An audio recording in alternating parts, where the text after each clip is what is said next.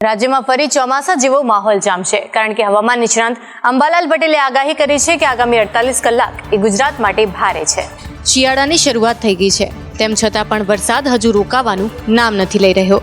રાજ્યમાં 48 કલાકમાં ભારે વરસાદની આગાહી હવામાન નિષ્ણાંત અંબાલાલ પટેલે કરી છે। ઉત્તર અને દક્ષિણ ગુજરાતની સાથે સાથે જ સૌરાષ્ટ્રમાં પણ ભારે વરસાદની આગાહી કરવામાં આવી છે। કેટલાક ભાગમાં ભારે વરસાદ થવાની શક્યતા રહેશે।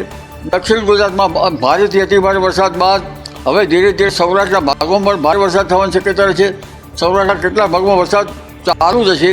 આમ છતાં હવે ધીરે ધીરે આ સિસ્ટમ સૌરાષ્ટ્રના અન્ય ભાગોમાં વરસાવી શકે છે, જેમાં ઉત્તર સૌરાષ્ટ્રના ભાગો, મધ્ય સૌરાષ્ટ્રના ભાગો, જામનગરના ભાગો અને પશ્ચિમ સૌરાષ્ટ્રના ભાગોમાં પણ વરસાદ થવાની શક્યતા છે। જો કે આ કમોસમી વરસાદના કારણે ખેડૂતોને રાતા પાણીએ રોવાનો વારો આવ્યો છે। રાજ્યમાં માવઠું વરસી રહ્યો છે, ત્યારે ભરૂચમાં પણ કમોસમી વરસાદ વરસ્યો અને ખેતીમાં તબાહી મચાવી છે। કમોસમી વરસાદની આગાહી વચ્ચે ભરૂચમાં કમોસમી વરસાદથી ખેતીમાં વ્યાપક નુકસાન પહોંચ્યું છે। અંકલેશ્વર અને હાસોટમાં ડાંગરનો પાક પલળ્યો છે। ખેડૂતો મુખ્ય માર્ગ પર પાક સુકવવા મજબૂર થયા છે। 7 થી 8 કિલોમીટર માર્ગ પર ડાંગરનો પાક સુકવાયો છે। ડાંગરની વિપત નુકસાની છે। અમારે અત્યારે સરકારશ્રીમાં રજૂઆત કરવાની, અત્યાર સુધીમાં 4 વાર ડાંગરની અમારી પરિસ્થિતિ માવઠાની થઈ છે ને હજુ પણ ચાલુ જ છે। અત્યારે 27-28 તારીખોથી માવઠાની પરિસ્થિતિ છે। અમારું નુકસાન, ભયંકર નુકસાન થયું છે। ઉનાળાની સિઝનમાં પણ ડાંગરમાં શું છે, કમોસમી વરસાદના હિસાબે કાઢેલું ભાત રોડ પર હતું એ 4 વાર ભીનું થઈ ગયું વરસાદ પડવાથી, એટલે ડાંગરની ક્વોલિટી ખરાબ થઈ ગઈ। આથી વેપારીએ ભાવ પણ આપ્યા નહીં। 300 રૂપિયા મણ પ્રમાણે અમારે છેલ્લે ડાંગર આપી દેવું પડ્યું। ખેડૂતોએ વેઠેલા નુકસાનને લઈ રાજ્ય સરકાર પાસે સહાયની માંગ કરી છે। કિસાન કોંગ્રેસ સેલના ચેરમેન પાલ આંબલિયાએ મુખ્યમંત્રી અને કૃષિ મંત્રીને અતિવૃષ્ટિ પેકેજ બાબતે પત્ર લખી રજૂઆત કરી છે, સાથે સરકાર પર કર્યા ગંભીર આરોપ। કિસાન કોંગ્રેસ ચેરમેન પાલભાઈ આંબલિયાએ મુખ્યમંત્રી તેમજ કૃષિ મંત્રીને કમોસમી વરસાદ અને અતિવૃષ્ટિ પેકેજ બાબતે પત્ર લખ્યો છે। ચાલુ વર્ષના પાક ધિરાણ સંપૂર્ણ માફ કરવા માંગ કરી છે। આ સાથે સરકાર પર ગંભીર આરોપ લગાવતા ભાજપે પણ વળતો જવાબ આપ્યો છે। જે રીતે અતિવૃષ્ટિ અને કમોસમી વરસાદની અંદર ખેડૂતોને નુકસાન થયું છે, એમાં ભૂતકાળમાં જેમ સરકારે માત્ર અને માત્ર જાહેરાતો કરી છે પણ ખેડૂતોને આપ્યું નથી અને ખેડૂતના મોઢામાં આવેલો કોળિયો છીનવાઈ રહ્યો છે, ત્યારે સરકાર માત્ર જાહેરાતો ના કરે પણ ઉદાર હાથે ખેડૂતોને મદદ કરે।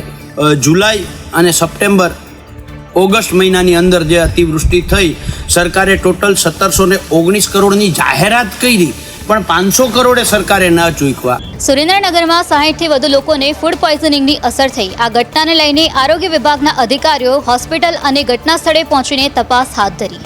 સુરેન્દ્રનગરમાં વઢવાણના ગોમટા ગામે અંદાજિત 60 થી વધુ લોકોને ફૂડ પોઈઝનિંગની અસર થઈ હતી, જેમાં ઘરના વાસ્તુ પ્રસંગમાં છાશ પીધા બાદ લોકોને ફૂડ પોઈઝનિંગ થયું। ગામમાં બાળકો, મહિલાઓ સહિત 60 થી વધુ લોકોને ફૂડ પોઈઝનિંગની અસર થઈ, જે ઘટનાને લઈને આરોગ્ય તંત્રના અધિકારીઓ હોસ્પિટલ અને સ્થળ પર પહોંચ્યા હતા। ભોગ બનનાર લોકોને લીંબડી, વઢવાણની હોસ્પિટલમાં ખસેડવામાં આવ્યા હતા। ભોગ બનનાર તમામ લોકોની તબિયત હાલ સારી હોવાથી તંત્રએ રાહત અનુભવી છે।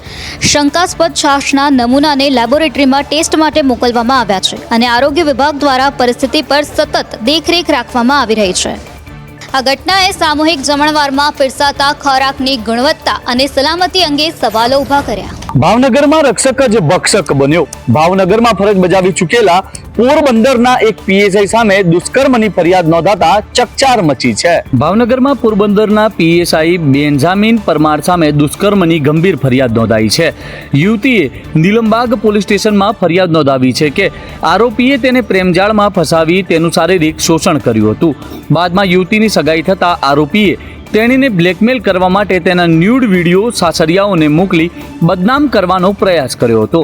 આ સમગ્ર ઘટના સામે આવતા પોલીસ તંત્ર હરકતમાં આવ્યું અને આરોપી પીએસઆઈ બેન્જામિન પરમારને ઝડપ્યો છે। પ્રાથમિક તપાસમાં જાણવા મળ્યું છે કે આરોપીએ વિશ્વાસનો દુરુપયોગ કરીને યુવતી સાથે ગેરવર્તન કર્યું હતું। પોલીસે આ કેસમાં ડિજિટલ પુરાવા એકત્ર કરવાની પ્રક્રિયા શરૂ કરી છે। જો કે આ બાબતે પોલીસ વિભાગમાં ચકચાર મચાવી દીધી છે। સમગ્ર કેસને લઈ આરોપી સામે કડક કાર્યવાહી કરવામાં આવે તેવી માંગ ઉઠી છે। રાજકોટમાં દુર્લભ ગણાતા પેંગોલિનના ₹22 કરોડ રૂપિયામાં ગેરકાયદેસર તસ્કરીનો પર્દાફાશ।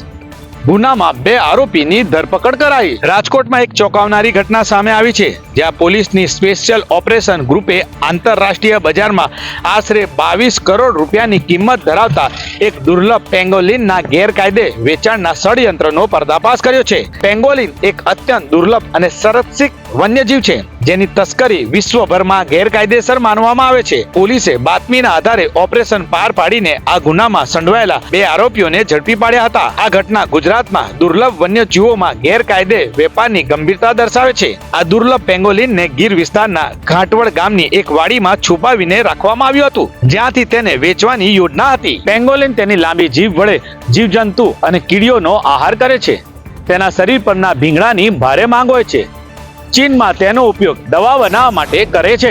મંત્રીમંડળના વિસ્તરણ અને દિવાળીની રજાઓ પછી લાભ પાંચમના દિવસે પ્રવીણ માળી અને મનીષા વકીલે મંત્રી તરીકેનો ચાર્જ સંભાળ્યો.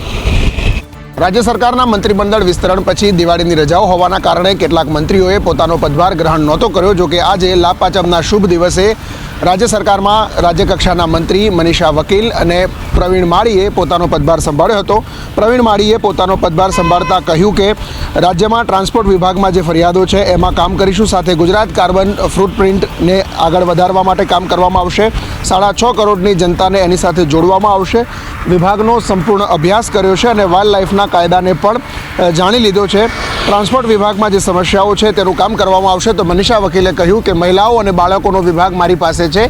રાજ્યમાં 52 થી 50% મહિલાઓ છે. એમના ઉત્કર્ષ અને એમના શિક્ષણ માટે હું કામ કરીશ. તો બાકી રહેલા અર્જુન મોઢવાડિયા સહિતના મંત્રીઓ આવતીકાલે એટલે કે રજાઓ પૂર્ણ થતાં સોમવારે પોતાના પદભાર સંભાળશે. અમદાવાદ, સુરત, રાજકોટના બજારોની રોનક પાછી આવી. વેપાર ધંધાના નવા વર્ષની શરૂઆત વેપારીઓએ કરી. લાભ પાંચમના દિવસે વેપારીઓએ પરંપરાગત વિધિ વિધાન સાથે પૂજા અર્ચના કરીને નવા વર્ષના વેપારની શરૂઆત કરી. સવારે શુભ ચોઘડિયામાં દુકાનો અને ઓફિસોમાં લક્ષ્મીજી અને ગણેશજીની સ્થાપના કરીને પૂજા કરવામાં આવી હતી. ગુજરાતી વેપારીઓ માટે દિવાળીના તહેવાર બાદ કારતક સુદ પાંચમ એટલે લાભ પાંચમનું અનેરું મહત્વ હોય છે. ત્યારે સુરતમાં પણ ટેક્સટાઇલના વેપારીઓએ શ્રી ગણેશ કર્યા છે અને વેપારીઓને નવા વર્ષના સારા વેપારની આશા રાખી છે. લાભ પાંચમનું કેટલું મહત્વ હોય છે, તો જેવો એનું નામ છે એવા જ એના ગુણ છે. લાભ આપે એનું નામ જ લાભ પંચમી, જ્ઞાન આપે એનું નામ જ જ્ઞાન પંચમી. તો એ લાભ પંચમી, જ્ઞાન પંચમી આપણને બધાને લાભ અને જ્ઞાનથી લાભાન્વિત કરે છે અને આખું વર્ષ માતાજીની દયાથી જલસા થાય છે.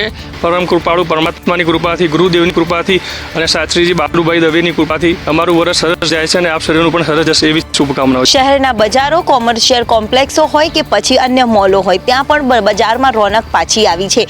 વેપારીઓની અવરજવર થતી જોવા મળી છે. જનજીવન પણ સામાન્ય બન્યું છે.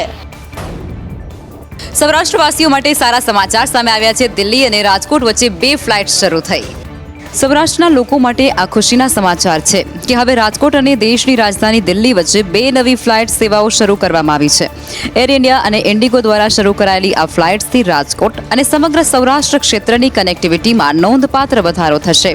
આ નવી હવાઈ સેવા ખાસ કરી ઉદ્યોગકારો અને પર્યટકો માટે ખૂબ જ ફાયદાકારક સાબિત થશે, જેમને હવે પોતાના વેપાર કે પછી પ્રવાસ અર્થે લાંબી મુસાફરી કરવાને બદલે સીધી હવાઈ મુસાફરીનો લાભ થશે. આનાથી સમયની બચત થશે અને વેપાર અને વાણિજ્યને ગતિ મળશે.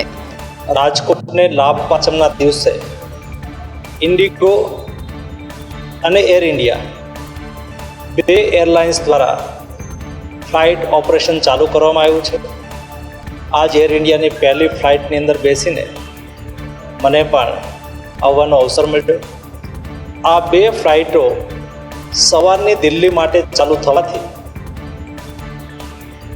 રાજકોટ અને મોરબીના મહાજનો, વેપારીઓ, ઉદ્યોગકારોને પણ દિલ્હીની કનેક્ટિવિટી સ્મૂથ થશે. સરદાર વલ્લભભાઈ પટેલની 150મી જન્મ જયંતિની ઉજવણી કેવડિયામાં થવાની છે, જ્યાં આગળ રાષ્ટ્રીય એકતા પરેડની તડામાર તૈયારીઓ ચાલી રહી છે. પ્રધાનમંત્રી નરેન્દ્ર મોદીની ઉપસ્થિતિમાં નવા પ્રોજેક્ટના લોકાર્પણ સાથે રાષ્ટ્રીય એકતા પરેડ યોજાશે. આ વર્ષે મહિલા નેતૃત્વને પ્રાધાન્ય આપવામાં આવ્યું છે, જેના ભાગરૂપે તમામ પરેડનું नेतृत्व महिला अधिकारियों करसे. दिस इवेंट होने वाला है ये पूरी state forces across the India यहाँ पे यूनाइटेड हुए हैं. जैसे नाम है इसका एकता दिवस, उसी पर कोई रिप्रेजेंट कर रहा है?